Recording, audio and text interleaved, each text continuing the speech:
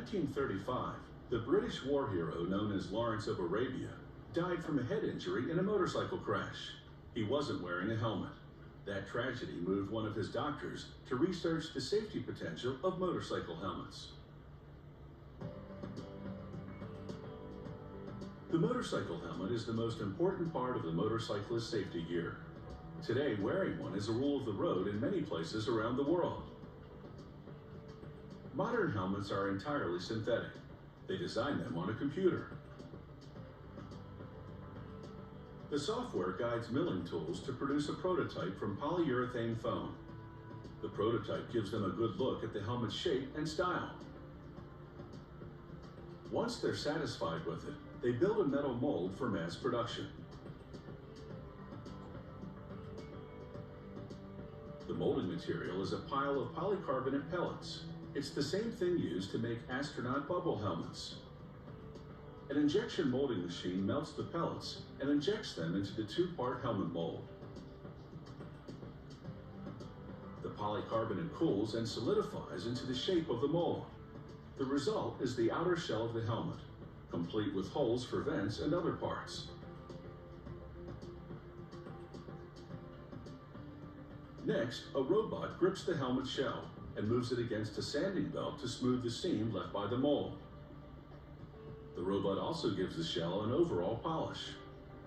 It then goes for a spin as sprayers coat it with black paint.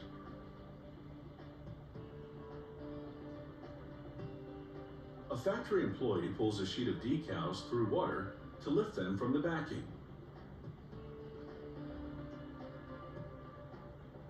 She applies the decals to a white unpainted helmet. It's a flashier look than basic black.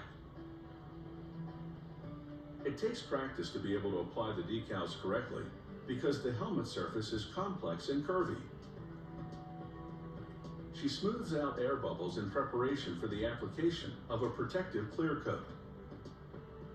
The next assembler installs a pivot mechanism on each side of the helmet. They'll enable the face shield and visor to be raised and lowered.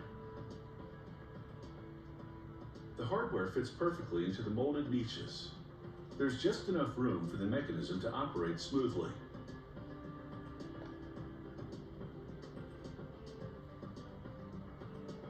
She attaches the velour-lined chin strap with its quick-release mechanism to the outer shell.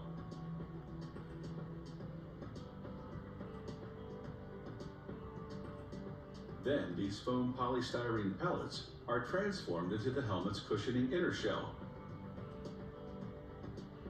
The pellets flow into another injection molding system.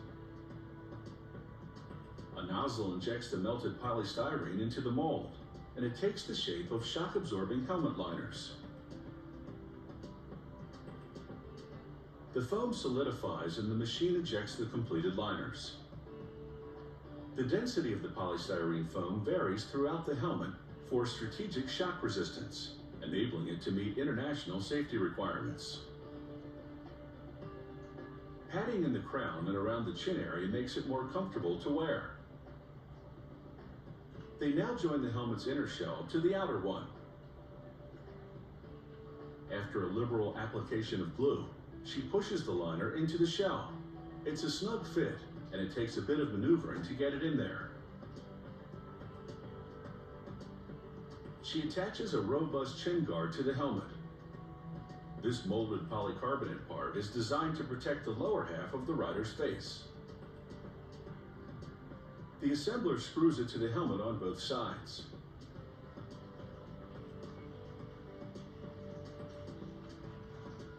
With this part in place, the rider should be able to take it on the chin if necessary.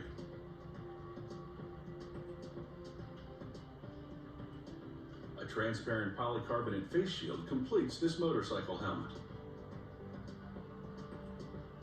And now a test. They drop a helmet from a height of 10 feet to confirm it can take a fall without falling apart. It survives, and the entire production batch is approved. Designed for impact and made to specification, this helmet could just save your skull.